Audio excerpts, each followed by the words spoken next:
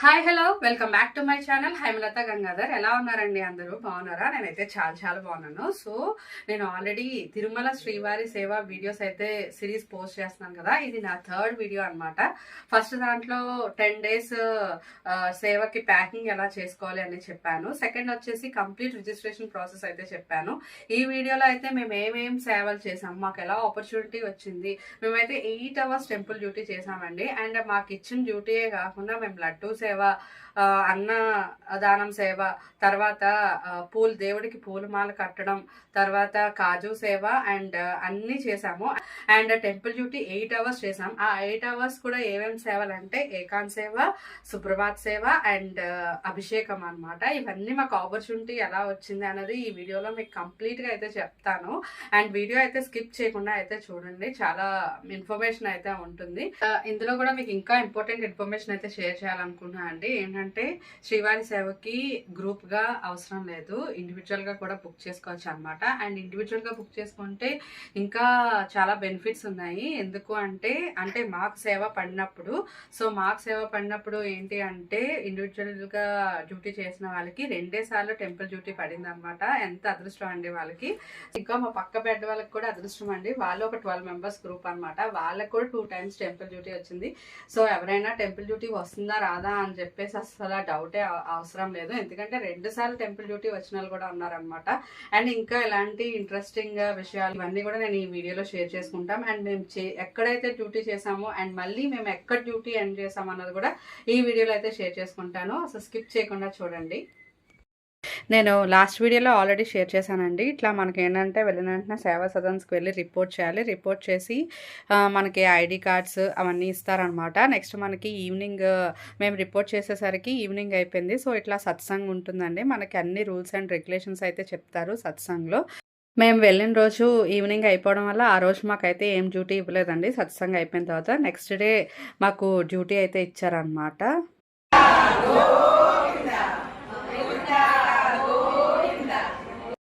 మాకు ఇచ్చిన డ్యూటీ ఇక్కడే బాటగంగమ్మ సర్కిల్ అనమాట. సో ఇక్కడ చూస్తున్నారు కదా మీరు, అంటే ఫ్రీ లైన్లో వెళ్ళే వాళ్ళని ఇక్కడి నుంచి పంపించాలన్నమాట. సో మేము వెళ్ళినప్పుడు చాలా రద్దీ ఉందండి. థర్స్డే, ఫ్రైడే, సాటర్డే అయితే చాలా రద్దీగా ఉంది. ఇక్కడ నుంచి లైన్లో వాళ్ళకి మేము ఫుడ్, వాటర్ ఎట్సెట్రా అయితే అందించాలి. ఇది మాకు ఇచ్చిన డ్యూటీ అనమాట. ఈవిడే బాటగంగమ్మ అండి. సో మన తిరుమల చుట్టూ 4 అమ్మవార్లు అయితే ఉంటారంట. ఈవిడనే వెంకటేశ్వర స్వామి చెల్లెలు అని కూడా అంటారు. సో మేము ఫస్ట్ డే డ్యూటీ చేసుకుని ఈవిడ దర్శనం అయితే చేసుకున్నాం. ఈ అమ్మవారి దర్శనం చాలా హాయిగా అనిపించింది. అసలు అమ్మవారు ఎవరైనా తిరుమల వెళ్తే ఈవిని కూడా దర్శించుకోండి, బాటగంగమ్మ అమ్మవారిని కూడా చాలా బాగుంటుంది. నెక్స్ట్ ఫస్ట్ డే మాకు ఇంకా అదృష్టం ఏంటంటే మార్నింగ్ మాకు వచ్చిన డ్యూటీ మార్నింగ్ 5 నుంచి 11 వరకు అనమాట. సో మా డ్యూటీ మేము ఎర్లీ మార్నింగ్ 3:30కి లేచి రెడీ అయిపోయి 5 o'clockకి వెళ్ళి డ్యూటీ చేసుకుని 11 కల్లా వచ్చేసేవాళ్ళం. వచ్చేసిన తర్వాత ఆ రకంగా మాకు ఇన్ని సేవలు చేసుకోవడానికి అదృష్టం దక్కిందండి. సో ఏంటంటే ఈవినింగ్ ఎక్స్ట్రా సేవలు కూడా చేసేవాళ్ళం అనమాట. అలా ఫస్ట్ డే ఎక్స్ట్రా సేవలో భాగంగా మాకు దక్కిన అదృష్టం ఏంటంటే వరాహలక్ష్మీ నరసింహస్వామి గుడిలో టెంపుల్ డ్యూటీ పడిందనమాట. మాకు ఇచ్చారు ఎక్స్ట్రా సేవ చేసుకుంటాము అంటే. సో అక్కడ ఏకాంత సేవ ఇచ్చారండి. సో హోల్ తిరుమల సిరీస్లో మాకు అంతా ఏకాంత సేవ ఎక్కువ వచ్చిందండి.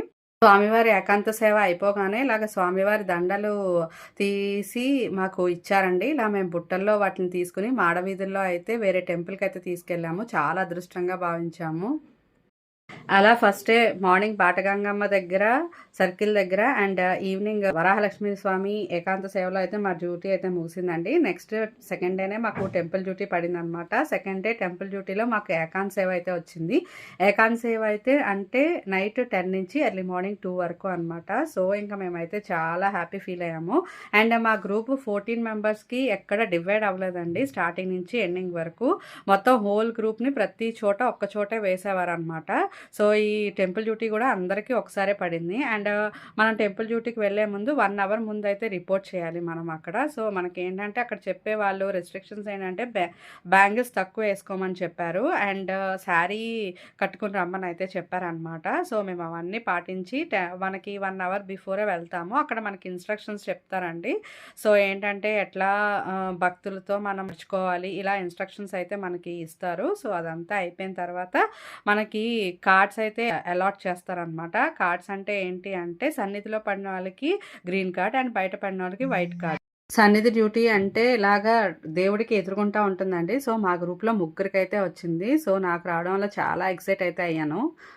సన్నిధి డ్యూటీకి వెళ్ళేటప్పుడు మనం నెయిల్స్ కంప్లీట్గా కట్ చేసుకోవాలి. ఎందుకంటే మనం భక్తుల్ని తోసేటప్పుడు వాళ్ళకి మన నెయిల్స్ అది గుచ్చుకోకుండా ఉండాలి కాబట్టి నెయిల్స్ తీసామని చెప్తారు. తర్వాత ఏంటంటే మేము మా ఏకాంత సేవ నైట్ 10 నుంచి 2 వరకు అనమాట. సో 2 వరకు కంప్లీట్ అయిపోయిన తర్వాత మళ్ళీ వచ్చేస్తే థర్స్డే అండి మాకు వచ్చింది. సో ఆ రోజు నిజరూప దర్శనం కూడా మాకు అయింది స్వామివారిది. అసలు మాకు అంత అదృష్టం కలుగుతుందని మేమైతే అనుకోలేదు. నెక్స్ట్ డే ఏంటంటే సుప్రభాత్ సేవ అండి. స్వామివారికి అభిషేకం కూడా అవుతుంది ప్రతి ఫ్రైడే రోజు. సో ఆ రోజు ఎవరిని తీసుకోరంట సుప్రభాత సేవ డ్యూటీ వాళ్ళని, సేవకుల్ని.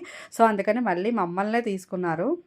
నాకైతే స్వామివారి ఎదురుగుంట పడిందండి జయ విజయ గడప దగ్గర. సో నేను కంప్లీట్గా స్వామివారిని అయితే 4 అవర్స్ కన్ను ఆర్పకుండా అయితే చూశానమాట. ఇంత అదృష్టం కలుగుతుందని నేను జన్మలో కూడా ఊహించుకోలేదు.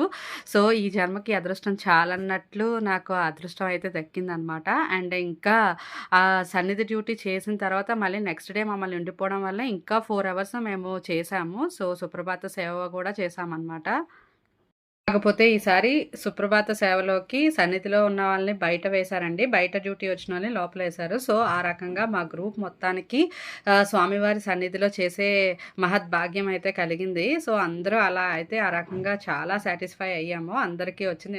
సుప్రభాత సేవ తర్వాత అభిషేకం కూడా జరిగిందండి. సో ఇంకా మేము ఎర్లీ మార్నింగ్ వరకు ఉండిపోయాం అనమాట. టెంపుల్లో ఆ మంత్రాలు, తర్వాత అభిషేకము, ఆ వైబ్స్, టెంపుల్ వైబ్స్ ఇంకా చెప్పడానికి వీలు లేకుండా ఉందన్నమాట. అంత మహద్భాగ్యం అయితే కలిగింది మాకు. సెకండ్ డే టెంపుల్ డ్యూటీ అయిపోయిన తర్వాత నెక్స్ట్ డే కాజు సేవ చేసామండి. తర్వాత ఎక్స్ట్రా డ్యూటీలో భాగంగా అండ్ నెక్స్ట్ డే అన్నదానంలో కూడా చేసాం అనమాట. చాలా తృప్తిగా అనిపించింది మాకు. నెక్స్ట్ ఇంకొక రోజు లడ్డూ సేవ కూడా చేసామండి. సో ఇవన్నీ మాకు ఎక్స్ట్రా డ్యూటీలు అనమాట. మార్నింగ్ మా డ్యూటీ చేసుకొని ఈవినింగ్ ఇట్లా అన్ని సేవలకైతే వెళ్ళే వాళ్ళం. లడ్డూ సేవ కూడా చాలా బాగుందండి. ఎందుకంటే మా చేతులతో మేము స్వామివారి లడ్డు అందరికీ ఇవ్వడం అంటే చాలా అదృష్టం కదండి. ఒక రోజైతే ఇలా వైట్ అండ్ వైట్ శారీస్ వేసుకున్నాము. సో శారీస్ వేసుకుని మాడవీధుల్లో స్వామివారికి అయితే హారతి ఇవ్వడానికి అయితే వెళ్ళామండి. సో ఎవ్రీడే మాడవీధుల్లో 5 o'clockకి స్వామివారికి అయితే హారతి అయితే ఉంటుందన్నమాట. సో మన భక్తులు వెళ్ళి హారతి అయితే ఇవ్వచ్చు. సో మేము సేవ వాళ్ళం కాబట్టి అలౌ చేశారు. సో ఆ రోజు కూడా చాలా బాగా అనిపించింది. స్వామివారికి మా చేతులతో ఉత్సవ విగ్రహానికి హారతి ఇవ్వడం అంటే చాలా అదొక డివైన్ వైబ్స్ కదా. ఆడవీధుల్లో హారతి ఇచ్చేసిన తర్వాత కొంచెం షాపింగ్ అయితే చేసుకున్నామండి. సో అందరూ హ్యాండ్ బ్యాగ్స్ ఇట్లాంటివి ఎక్కువ హ్యాండ్ బ్యాగ్సే తీసుకున్నాం. సో అక్కడ రీజనబుల్ ప్రైజెస్కి అయితే తీసుకున్నాం. మనం అయితే బార్గెనింగ్ చేయాలి. నెక్స్ట్ డే మేము మా రెగ్యులర్ డ్యూటీ ముగించుకుని స్వామివారికి పూలమాలలు కట్టడానికి వెళ్ళాము. సో ఆ గదికైతే వెళ్ళాం అనమాట. ఎందుకంటే మాకు డ్యూటీ 11తో అయిపోయేది. సో తర్వాత మేము ఖాళీగానే ఉండేవాళ్ళం. అందుకని చెప్పేసి మాకు ఇవన్నీ చేయడానికి అవకాశం అయితే దక్కింది. సో ఆ పూలమాల కట్టే గది ఎగ్జాక్ట్గా సేవా సదన్కి ఆపోజిట్లో అయితే ఉంటుందండి. సో చాలా బాగుంటుంది ఈ సేవ కూడా. కూర్చుని స్వామివారికి పాటలు పాడుతూ అయితే పూలమాలలు కట్టామన్నమాట అందరం. చాలా బాగా అనిపించింది. ఇక్కడ చూస్తున్నారు కదా, ఇదే శ్రీవారి పూలమాలలో కట్టే గద అనమాట. అండ్ ఇక్కడ ఏంటంటే రకరకాల గులాబీలు, దండలు ఇవన్నీ స్వామివారికి కడతారు. అప్పుడు ఏంటంటే బ్రహ్మోత్సవాలు అవుతున్నాయండి. ఎవరికంటే కిందన గోవిందరాజుల స్వామికి. సో మేము కట్టిందంతా అక్కడికి వెళ్ళలేదన్నమాట. చాలా అదృష్టంగా భావించాం మేమైతే.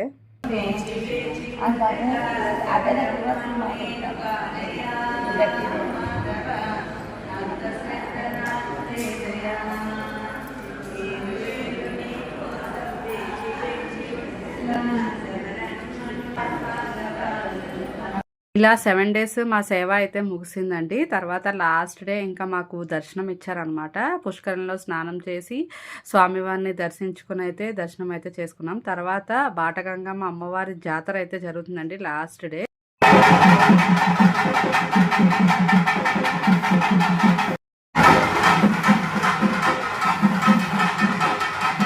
మేమెంత అదృష్టవంతులము అంటే, ఆవిడ దగ్గరే డ్యూటీ స్టార్ట్ చేశామండి. తర్వాత ఇంకా లాస్ట్‌కి ఆవిడ జాతర కూడా చూసుకున్నామనమాట. ఎవ్రీ ఇయర్ జరుగుతుందంట. చాలా బాగా చేస్తారు. బట్ మేమైతే కంప్లీట్‌గా చూడడానికైతే అవ్వలేదు. ఎందుకంటే, ఆ సేమ్ డే మేము స్టార్ట్ అయిపోతున్నామనమాట. సో, అందుకని ఆవిడ దగ్గరైతే దర్శనం తీసుకొని ఇంకైతే స్టార్ట్ అయిపోయాము. సో, ఇలా మా 7 డేస్ సేవ అయితే ముగిసిందండి. చాలా మహద్భాగ్యం అయితే కలిగింది. చాలా కొత్తవైతే నేర్చుకున్నాను. అండ్ ఇంకిలాగా మా సేవ అయితే ముగిసి కొంచెం విచారంగానే వెళ్తున్నాం. మళ్ళీ తప్పకుండా ఛాన్స్ వస్తే మాత్రం అందరం మళ్ళీ వద్దామని అనుకుంటున్నామనమాట. సో, ఆ భగవంతుడు మళ్ళీ మాకు అవకాశం కల్పించాలని కోరుకుంటున్నాను. సో, అదండి ఇవాల్టి నా వీడియో. నా వీడియో గనుక నచ్చినట్టయితే please like, share and subscribe.